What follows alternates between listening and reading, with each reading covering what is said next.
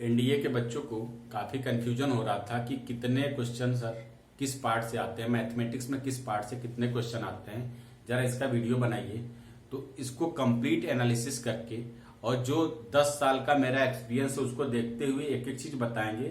हाँ, उससे एक दो क्वेश्चन ज्यादा और कम हो सकता है, लेकिन आप उससे एक आइडिया लगा सकते हो कि किस पार्ट से कितने कितने क्वेश्चन आते हैं और कौन कौन सा पार्ट आपका मजबूत है, जिससे आप क्वेश्चन सॉल्व करके कम से कम 50% क्वेश्चन एग्जाम में अटेम्प्ट कर लो। क्योंकि एनडीए का एग्जाम एक बहुत अच्छा एग्जाम है, यूपीएससी कंडक्ट कराती है।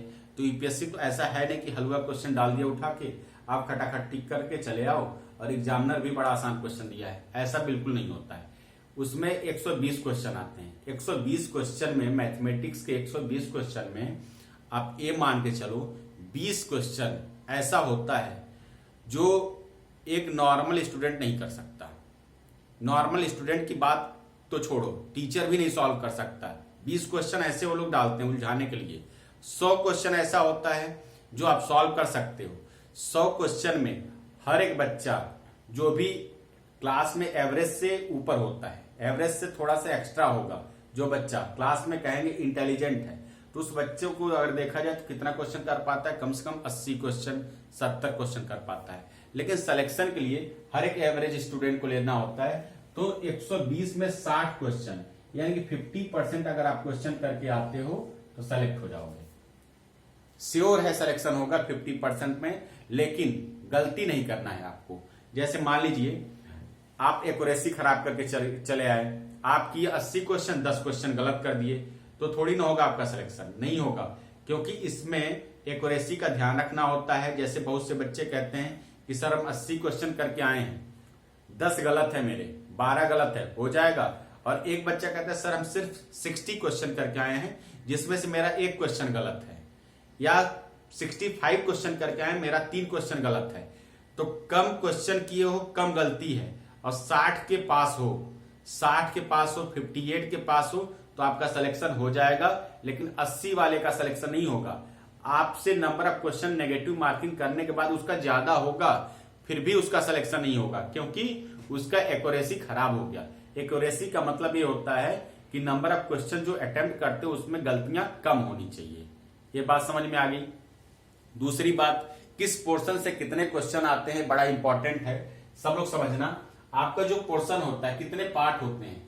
पहली बात तो ट्रिग्नोमेट्री का जो पोर्शन होता है उसमें angle T ratio, height and distance, properties of triangle, inverse, इससे कितने कितने क्वेश्चन आते हैं। तो एक एवरेज हम लेके बताएंगे, जो 10 साल का एक्सपीरियंस है उसके आधार पे बताएंगे।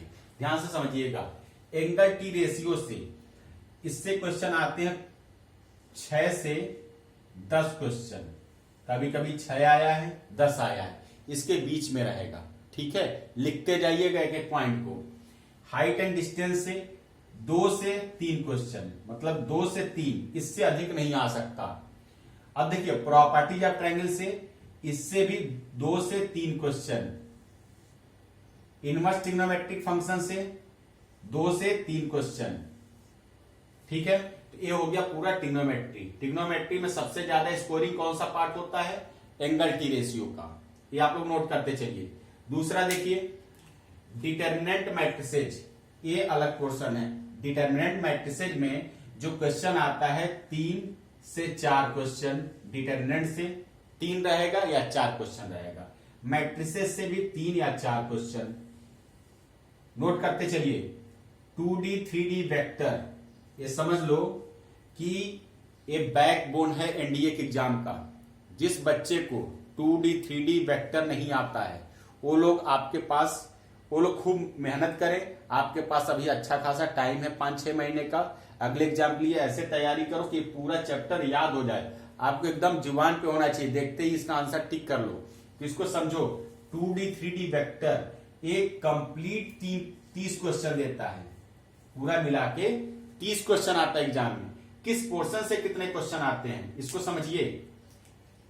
2D से आपका अकेले 8 से 10 क्वेश्चन, 2D से 8 से 10 क्वेश्चन आते हैं, और 3D से 6 क्वेश्चन या 8 क्वेश्चन, 6 क्वेश्चन मान के चलो।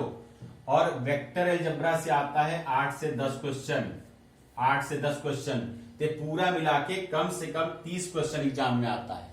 ठीक है, 30 क्वेश्चन एग्जाम में आता है, सोचो एक अच्छा खासा स्कोर कंटेन करता है। अब एलजेब्रा का पोर्शन, एलजेब्रा आप 12th में बहुत अच्छे से पढ़े होते हो, बड़ा अच्छे से एलजेब्रा से लगा होता है, क्योंकि आते आते बच्चा वही सीखता है, क्योंकि 10th में भी थोड़ा बहुत पढ़ा होता है। तो अब देखिए एलजेब्रा में सबसे स्कोरिंग पार्ट अगर कहें तो सेट रिलेशन फंक्शन का है। सेट रिलेशन फंक्शन आप 3 चैप्टर के बेस पे पढ़ते हो, लेकिन कॉम्पिटिटिव एग्जाम में 1 चैप्टर होता है। तो सेट से कितने क्वेश्चन आते हैं? सेट से आपके 5 क्वेश्चन या 6 क्वेश्चन, 5 क्वेश्चन मान के चलिए। रिलेशन से 2 क्वेश्चन, फंक्शन से 2 क्वेश्चन या 1 क्वेश्चन, तो टोटल मिला के कितने क्वेश्चन हो गए? 8 से 10 क्वेश्चन। जो सेट रिलेशन फंक्शन है इससे 8 से 10 क्वेश्चन आते हैं। कितने क्वेश्चन? 8 से 10 क्वेश्चन। अब देखिए कॉम्प्लेक्स नंबर से कितना क्वेश्चन आएगा? कॉम्प्लेक्स नंबर से 3 से 5 क्वेश्चन। देख लेना, पेपर में देखना 3 से 5 के बीच में ही रहेगा क्वेश्चन। प्रोग्रेशन का अब थोड़ा सा रेशियो बढ़ा दिया है, 5 से 6 क्वेश्चन देता है प्रोग्रेशन का, क्योंकि प्रोग्रेशन कई पार्ट में आता है। ट्रिग्नोमेट्री में भी आ सकता है आपका, एपीजीपी बोल के, और लॉगरिथम में भी आ सकता है। प्रोग्रेशन का एक अलग अपना चैप्टर है, उससे भी क्वेश्चन आ सकता है। तो 5 से 6 क्वेश्चन। क्वाड्रेटिक इक्वेशन 3 से 5 क्वेश्चन। परमुटेशन एंड कॉम्बिनेशन 3 से 4 क्वेश्चन, लिखते चलना। बाइनोमियल थ्योरम का 2 से 3 क्वेश्चन, पेट क्वेश्चन है। हम जो क्लास में आप लोगों को पढ़ाते हैं उसमें से जो लिमिटेड क्वेश्चन 20 क्वेश्चन करवाते हैं, उसी में से 2 या 3 क्वेश्चन फंस जाता है। अब देखिए लॉगरिथम का 1 से 2 क्वेश्चन, बाइनरी नंबर के 1 से 2 क्वेश्चन, 1 क्वेश्चन या 2 क्वेश्चन। अब आ जाइए कैलकुलस के पोर्शन में। कैलकुलस जब आप इंटर में आते हो, इंटर फर्स्ट ईयर में यानी कि 11th में आते हो, तो आपको कहा जाता है कि कैलकुलस आपके लिए नया चैप्टर है। तो आप बड़ा मन लगा के पढ़ते हो, पूरा दम लगा देते हो उसमें कि हम ये याद करके जाएंगे, ये चैप्टर पूरा पढ़ के जाएंगे। तो ये याद करने से मतलब क्या है? याद करने से मतलब ये है कि एक कैलकुलस का फार्मूला याद करना है आपको। कैलकुलस का फार्मूला याद करके आओगे तभी तो क्वेश्चन कर पाओगे।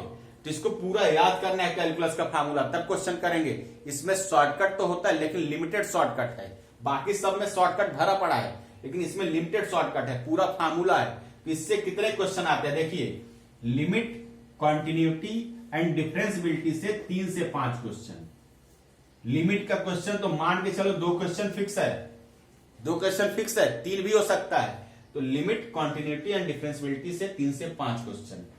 डेरिवेटिव से आपका 3 से 5 क्वेश्चन आता है। उसके बाद maxima minima, monotonic function maxima minima, इससे 2 से 3 क्वेश्चन लिख लो, 2 से 3 क्वेश्चन।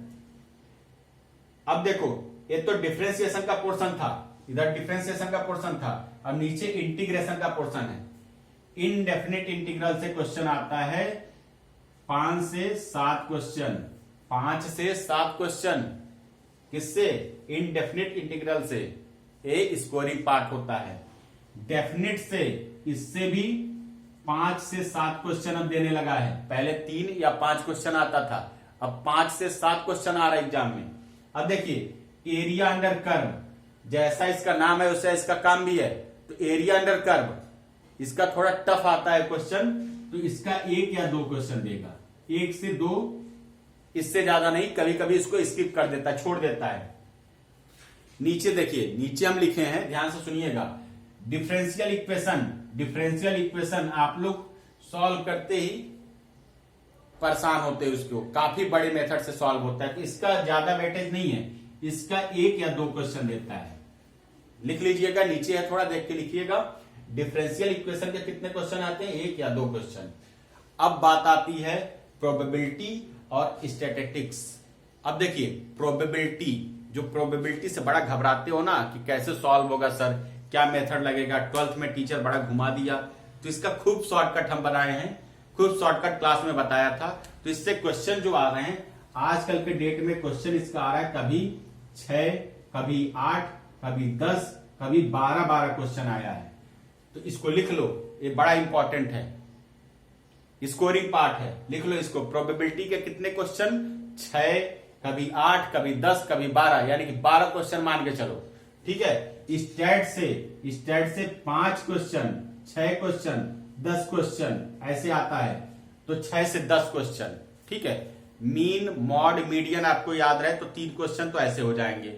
अगर पाई चार्ट थोड़ा सा आता है, फ्रीक्वेंसी का क्वेश्चन आता है, तो आप 10 अगर क्वेश्चन आता है तो उसमें से 8 कर ही लोगे। ठीक है, तो ऐसे ये पूरा कंप्लीट एनालिसिस है। इसको देख के और देख लीजिए किस किस पोर्शन को आप स्ट्रांग कर सकते हो, किस पोर्शन से आप क्वेश्चन सॉल्व कर सकते हो। जैसे पोर्शन अगर काउंट किया जाए तो 1, इसको भी अलजेब्रा में काउंट करते हैं, डिटर्मिनेंट को, तो अलजेब्रा के साथ मिला दे तो 2 पोर्शन हो गया, एक तीसरा पोर्शन, फिर उसके बाद चौथा, 5वां, टोटल 5 पोर्शन है। तो आप इसमें से हम तो कहेंगे पूरा सब याद कर लो, सब पढ़ लो, सब पढ़ लो अच्छे से कि पूरा कंप्लीट सिलेक्शन हो आपका। कम से कम 60 क्वेश्चन करके आओ एग्जाम में। जब पूरा तैयार होगा तो 60 नहीं 80 कर लोगे। अगर आपको लगता है कि किसी पार्ट में थोड़ा सा कमी है तो उसके कुछ चैप्टर तैयार कर लो। कम से कम आप 5 में 4 पोर्शन तो तैयार करके ही चलो। 4 पोर्शन देख लो कौन कौन सा स्ट्रांग है, उसी को तैयार करके और खूब मेहनत से लग जाओ। और इतना मेहनत करो कि आप आग लगा दो, अंदर आग लगा के खूब मेहनत करो कि जल्दी से आपका सिलेक्शन हो जाए और एनडीए में सिलेक्शन लेके जल्दी से लेफ्टिनेंट बन के स्टार लगा के हमें दिखाओ। जय हिंद।